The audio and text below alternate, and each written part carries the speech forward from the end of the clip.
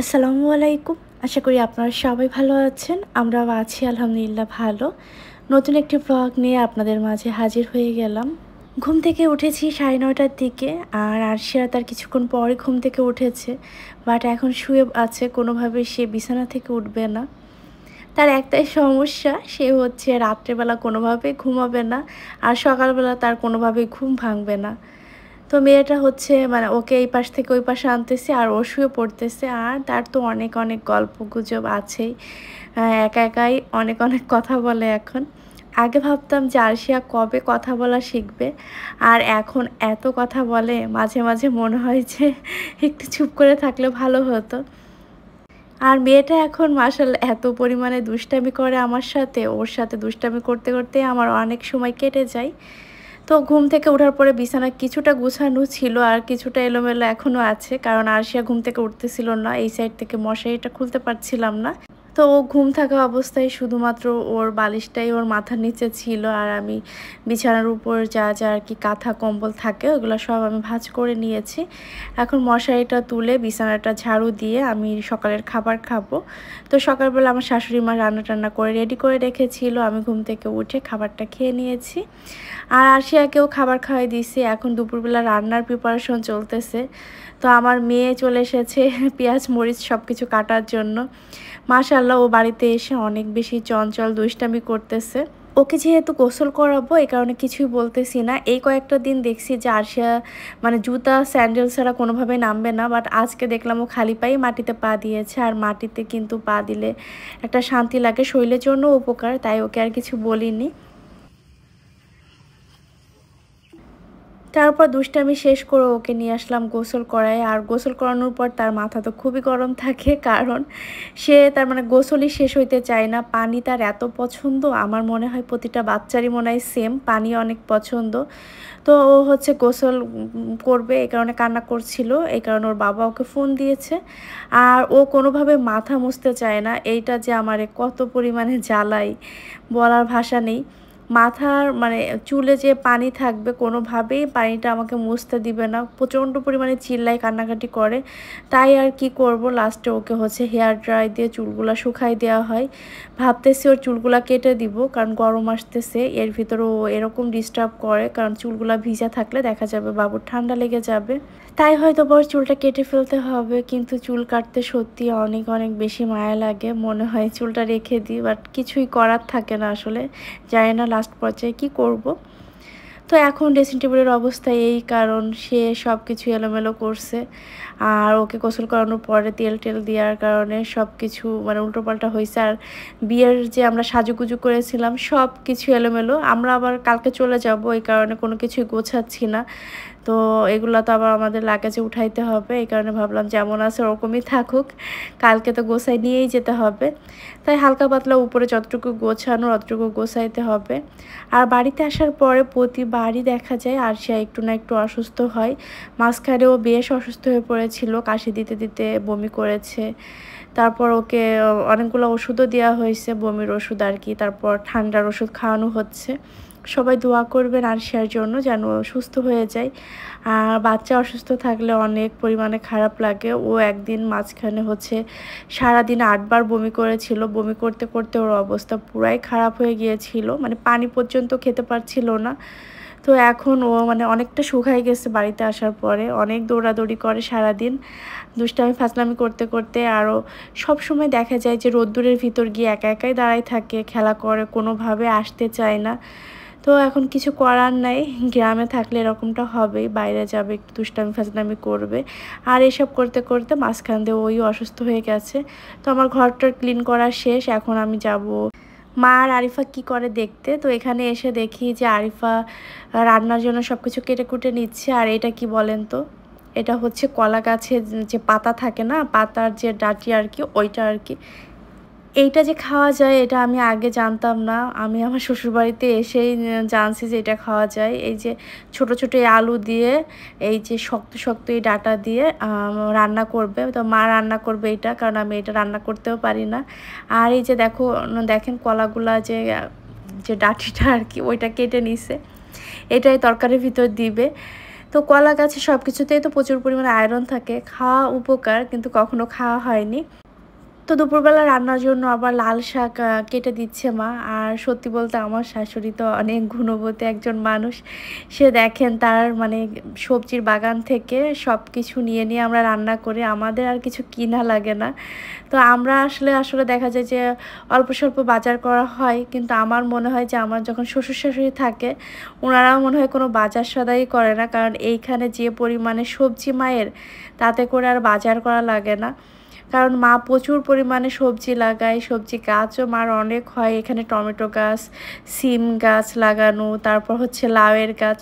আর দেখেন এই ডাঁটা শাকটা, ডাঁটাটা কত মোটা হয়েছে। একটা কেটে নিছে, আরেকটাও কাটা হলো। কারণ যেটা আর কি কেটে নিছে ওটা নাকি কাটা ঠিকঠাক হয়নি। তো এটা আবার কাটবে, মা কাটবে আর কি। তো সব কিছু কেটে কেটে এখন আমরা নিয়ে যাচ্ছি দুপুরে রান্নার জন্য। আর আজকে হচ্ছে পেঁয়াজ, রসুন আর হচ্ছে আদা এগুলা পেস্ট করা হবে। তাই হচ্ছে এগুলো সব কিছু ছুলে নেওয়া হচ্ছে। এই সাইডে আরিফাও অনেক কাজ করতেছে। তো এখানে আরিফা হচ্ছে রসুনগুলা ছুলে নিচ্ছে, পরে এগুলা পেস্ট করে নিব আমি। এই রসুনগুলো হচ্ছে আমার শাশুড়ি মায়েরই লাগানো রসুন, পেঁয়াজ। বললাম না আমার শাশুড়ি অনেক গুণের। তো মাশাআল্লাহ মা যাই লাগায় অনেক সুন্দর সেটা ফলন হয়। তো বাড়িতেই রসুন গাছ, তারপর হচ্ছে আদা, তারপর হচ্ছে পেঁয়াজ এগুলো লাগাইছে, অনেক সুন্দর হয়েছে। এই আদাগুলো অবশ্য কেনা।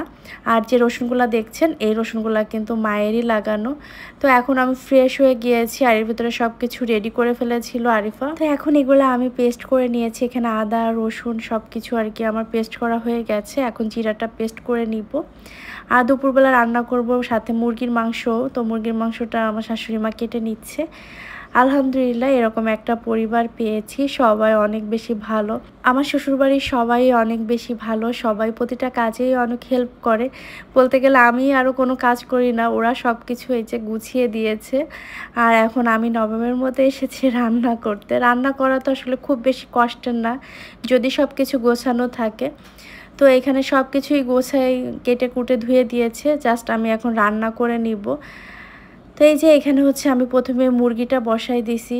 মুরগিটা হয়ে গেলে এখানে আমি হচ্ছে মায়ের হাতের লাগানো লাল শাক ভাজি করব আজকে। আমার তো মনে হয় শুধু সবজিই রান্না করি, কারণ মায়ের বাগানে এত সবজি, সবগুলা দেখা যায় যে নষ্ট হয়ে যাচ্ছে, পচে যাচ্ছে। তাই ভাবতেছি সবজি খাবো, কিন্তু আমার মেয়েটা এই 2 দিন ধরে বলতেছে চিকেন খাবে। তো ওর জন্যই মূলত হচ্ছে আজকে মুরগির মাংসটা রান্না করা, যেহেতু ও বারবার খেতে চাচ্ছে। তো এখানে হচ্ছে এই যে লাল শাকটাও হচ্ছে কেটে ধুয়ে নেওয়া হয়েছে। তো লাল শাকটা হচ্ছে এর ভিতরে কয়েকটা মিষ্টি আলুর যে শাক ওইটাও দিয়েছে। মিষ্টি আলুর শাক যে খেতে হয় এটা আমার শাশুড়ি মা জানতো না, কিন্তু এত সুন্দর শাক হয়েছে মাকে বললাম, তো মায়ের ভিতরে কয়েকটা দিছে। আর এই যে এই সবজিটা হচ্ছে মা রান্না করবে, কারণ এটা আমি রান্না করতে হয় কেমন জানি না। আমাদের ওদিকে মানে এরকম করে রান্না করেও না, আমি কখনো খাইও নি। সো মা রান্না করবে, মার হাতে রান্না মজা হয়। তো এটা মাই করে নিবে। আর এই যে আলু কেটে ধুয়ে রেখেছিল, তো এখন আমি হচ্ছে মাংসের ভিতরে আলু দিয়ে দিব। আর বগুড়ার মানুষ আলু খেতে তো পছন্দ করে, কারণ এখানে আলু অত টাকাতে কিনতে হয় না, জমিতে হয়েছিল সেই আলুই। শুধু মুরগিটাই বলতে গেলে আমাদের বাসার কেনা। তাও আমার শাশুড়ি মায়ের কয়েকটা মুরগি আছে, এখন 3টা মুরগিতে ডিম দিচ্ছে, যেটা আমাদের জন্য রেখে দিছে, আমরা যাওয়ার সময় নিয়ে যাব। আর এখন তো খাচ্ছি।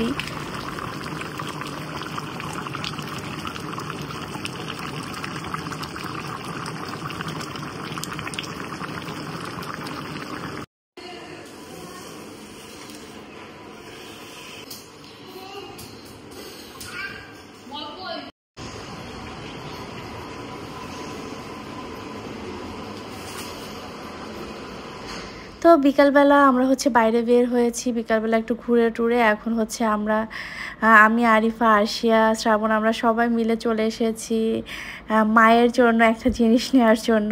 সত্যি বলতে শাশুড়ি মায়ের জন্য একটা গিফট নিব। মাকে না বলেই আমরা এসেছি, মা জানে যে আমরা ঘুরতে বের হয়েছি, বাট না, আমরা একটা প্ল্যান করে বের হয়েছি। আমি যখন মশলা পেস্ট করতেছিলাম তখন দেখি যে ফ্রিজে কোনো জায়গাই নেই সে মশলা রাখার। তো তো কুরবানি ঈদের সময়ও সেম অবস্থা হয়। ঈদের সময় দেখা যায় যে মাংস নিয়ে মা এর ফ্রিজে ওর ফ্রিজে রাখার জন্য দৌড়াদৌড়ি করে। কারণ আমাদের যে মানে ফ্রিজটা আছে এটা হচ্ছে ডিপে যতটুকু আরকি জিনিসপত্র হয় আমাদের মানুষ অনুযায়ী ওই জিনিসগুলো আসলে রেখে দেখা যায় জায়গা হয় না। তো এই কারণে ভাবলাম যে আমাদের আরও একটা ফ্রিজের দরকার। তো আরও একটা ফ্রিজ আসলে ভাবলাম যে অন্য কোনো ফ্রিজ না নিয়ে একটা ডিপ নিই, যেহেতু আমাদের ডিপটাই বেশি লাগতেছে। তো এখানে হচ্ছে আমরা মায়ের জন্য একটা ডিপ ফ্রিজ কেনার জন্য এসেছি। মাকে অবশ্যই এর ভিতরে আমরা বলেছিলাম যে একটা ফ্রিজ কিনি। তো মা বলতেছে, "না, না তোমরা কুরবানি ঈদেতে এসে কিনো, কারণ এবার তোমাদের অনেকগুলো টাকা নষ্ট হলো বাড়িতে এসে।" কিন্তু আমার মানে আমি শ্রাবণকে বলতেছিলাম যে, "না শ্রাবণ এইবারই কিনবো, কারণ কুরবানি ঈদের সময় আবার দেখা যাবে এসে এই সেই কাজ করতে, করতে সময় হবে না। তার থেকে এইবারই আমরা একটা ফ্রিজ কিনে নিই।" তো এইখানে কয়েকটা ফ্রিজই ছিল, বাট এই সাইডের যে এই যে মানে অফ হোয়াইট কালারের যে ফ্রিজটা, এই ফ্রিজটা আমাদের জন্য মনে হচ্ছিল যে পারফেক্ট। খুব বেশি বড়ও না, একদম ছোটও না। তো আমরা এইখান থেকে হচ্ছে আমাদের পছন্দের ফ্রিজটা নিয়েছি। আর এইখানে এত পরিমাণে টাকার কালেকশন, মানে অনেক প্রকার ভেদের আর কি টাকা। তো এই কারণে আমার দেখে ভাল লাগলো, ভাবলাম আপনাদের সাথেও শেয়ার করি। তো শ্রাবণ আবার বুথ থেকে টাকা উঠায় আনলো। তো আমরা এখান থেকে একটা ডিপ ফ্রিজ নিয়েছি। আমি জানি মা অনেক খুশি হবে, কারণ প্রতিটা মেয়েই কিন্তু তার ঘর, তার সংসার সাজাতে পছন্দ করে। তো মা তো তার থেকে ব্যতিক্রম হবে না আশা করি। তো মা এটা দেখে অনেক বেশি খুশিই হবে। আর মা আসলে না করতেছিল, আমি জানি হয়তোবা এই কারণেই না করতেছিল। ভেবেছিল ছেলের অনেকগুলো টাকা বাড়িতে এসে খরচ হইছে ঈদের সময় আরও। তো সবকিছু মিলিয়ে আসলে টাকা আছে কিনা এইরকম হয়তোবা ভেবে মা বলছে যে এখন দরকার নেই। তো মায়েরা আসলে এরকমই হয়, তাদেরকে যাই নিতে বলবেন বলবে যে দরকার নেই, পরে নিয়ে দিও। তো এখান থেকে আমাদের ফ্রিজটা নিয়ে আমরা বাসায় চলে এসেছি। এই যে আমাদের পছন্দের জিনিসটা চলে আসছে। আর আমার মানে শ্বশুর বাবা, আমার বাবাও জানতো না যে আমরা ফ্রিজ আনবো। বাবা হচ্ছে দোকান বন্ধ করে আসতেছিল।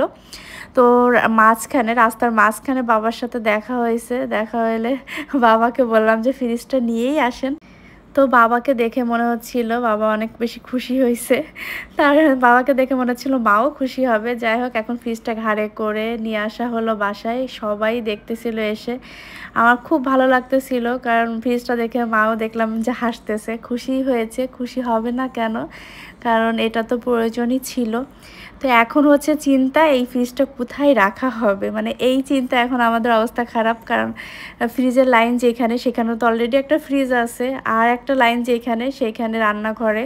তো রান্নাঘরের ভিতরে অলরেডি একটা মিক্সার আছে। তো সেটাও সরাই কোথাও রাখা যাবে না। এটা কোনো না কোনো রুমের ভিতরে রাখতে হবে। তো কি আর করার, এখন প্ল্যান করে এই ফ্রিজটা কোথাও না কোথাও সেট করতে হবে। তো আজকের ব্লগ এই পর্যন্তই। সবাই ভালো থাকবেন। আর কেমন লাগলো আজকের ব্লগ সবাই অবশ্যই কমেন্ট করে জানাবেন। আল্লাহ হাফেজ।